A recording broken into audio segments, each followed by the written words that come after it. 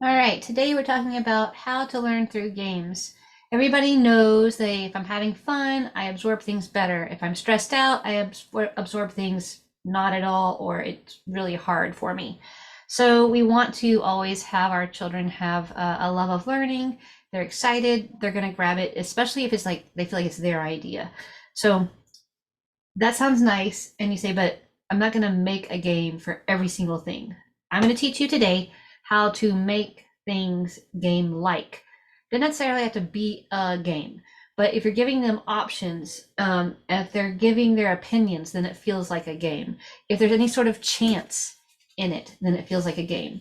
So you remember when the kids were toddlers? Maybe you still have toddlers right now and you're just like super on the ball and you're like doing homeschooling right now with your toddlers. Sorry, this part of my hair is bothering me. Um, so toddlers, you have to say things, you have to ask questions that there's no wrong answer to, right? Do you want to put on your boots first or your jacket first whenever it's cold outside? Because maybe they don't like jackets or boots, and so you're giving them a choice. That gives them power, and so they're feeling very happy. Sorry, y'all, I have like crazy allergies today. Not even today, just this afternoon. It just, something's blowing in. Sorry. Yay, Central Texas.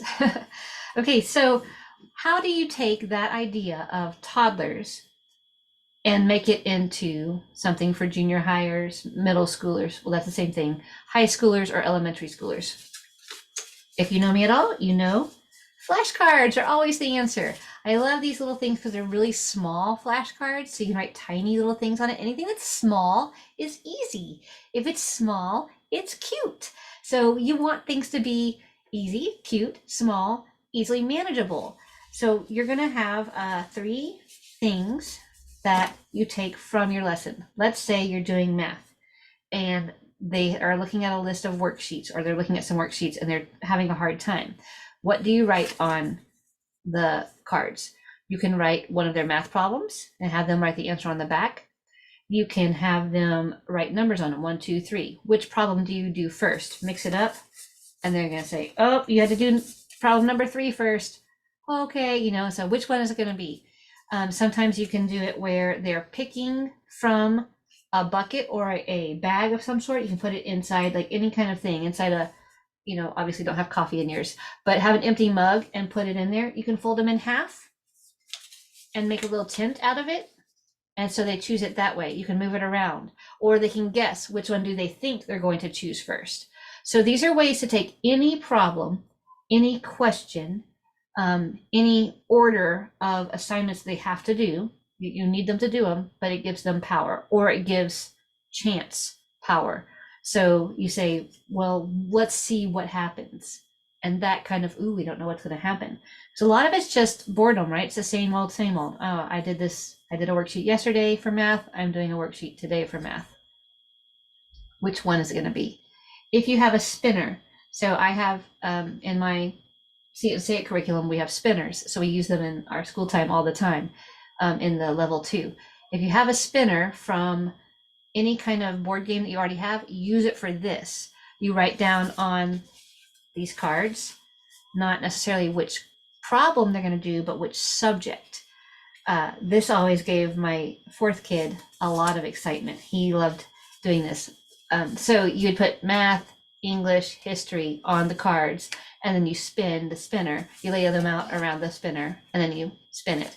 So the spinner decides which one to do first, if you're able to give that kind of options to your children or to your child. What my kid did was he got on a spinner. If you have a Wiggly Willy, these are great things. I'll put the links down in the comments. But there's a spinner that's supposed to help you with your torso exercise and make your torso really strong. And so what he would do is he would sit on it, spin himself, and have all his textbooks around him. Wherever he landed, that was the next assignment he did. So I'm a little bit more free flowing than probably a lot of homeschoolers. I don't have a schedule. I have a checklist. In fact, I just printed out our checklist for our first week. If you're looking at your first week, don't ever do a full week in the first week. So this is 4 days, but one of the days is classes. So that's going to feel like easy because it's introduction. It's the first day of class. So we have tomorrow, which will be traditions, getting started, opening up our textbooks, deciding what we're going to do, and writing out our goals. So it'll be nice and easy. Wednesday is our class day. We go into town. We go to classes all day. They have their team hangout, then youth group at night. I have Bible study. Thursday and Friday. Same old, and we're starting to get into our schedule, but there's no pressure. So there's a checklist, and it's not necessarily in order. We start at, well, we haven't decided yet this year. We're probably going to start earlier. Last year we started at 9:30. Some of the children would get up earlier and get a lot of their work done before we ever started, and others slept into that last second that they could to be at the table at 9:30. So it just depends on how free your family life goes. But this year we'll decide. So tomorrow will be our deciding factor. What time do we typically want to start? So easing into it, again, I have ninth grade, 10th grade, 12th grade this year. If they were back when they were little, no, they did not get these options. I was in charge. I told them how, I gave them the boundaries, and they followed. And they liked that. They knew what was expected. There was no wondering every day, how is this going to go? I was very consistent. Now that they're older and they're basically all young adults, they are all young adults. My eyes are itching, y'all. I'm so sorry. I can give them a lot more freedom. So that's what I do, because it helps them to not go bonkers whenever they move out and they're on their own, like my two oldest kiddos now.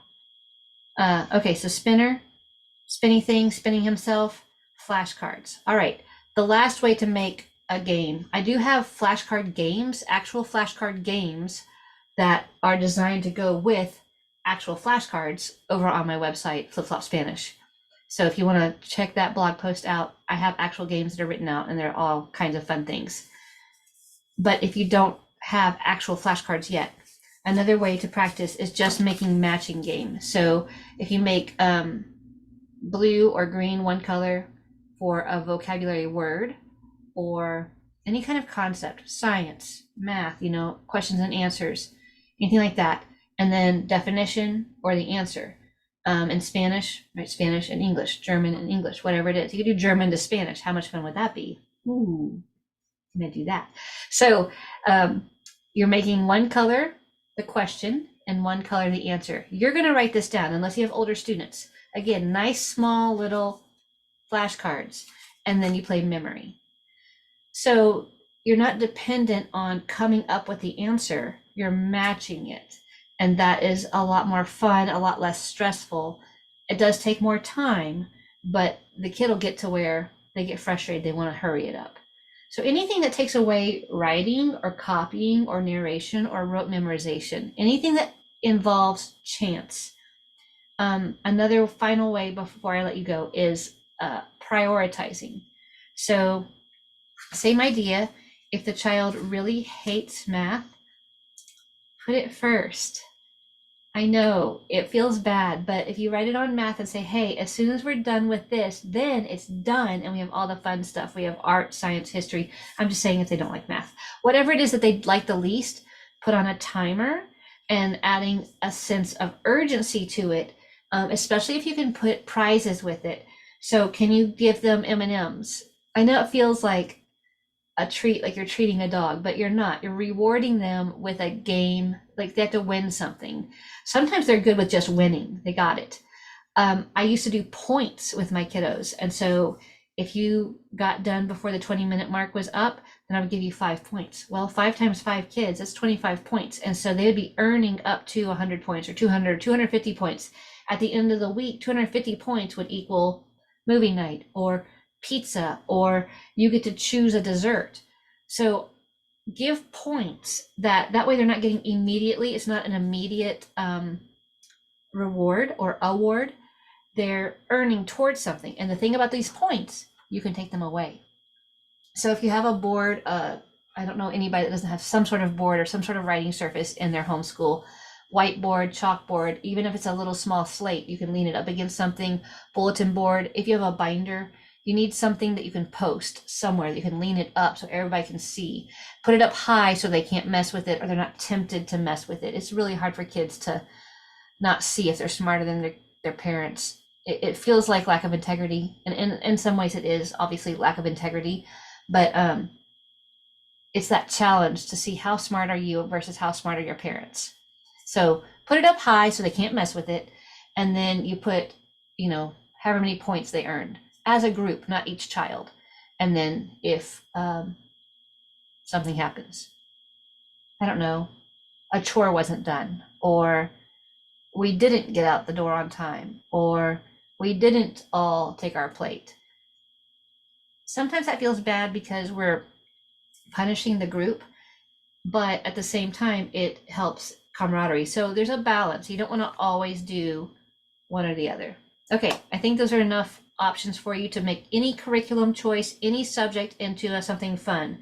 Using flashcards, using a spinner, using any sort of chance, creating a timer, and then creating a reward of some sort that you can manage. I would stay away from money, and I would stay away from big candy bars or anything like that, but M&Ms or Skittles or something very small that you don't give on a regular basis. Like I buy one bag of M&Ms, the small kid bag, and that would be our rewards for the week for 5 children. And so those small little things help to make it just fun and lighthearted. There's no reason for things not to be fun in homeschool. All right, I hope your day is allergy free. And if you have any questions or comments, let me know. I'll post all the things I talked about here at the bottom.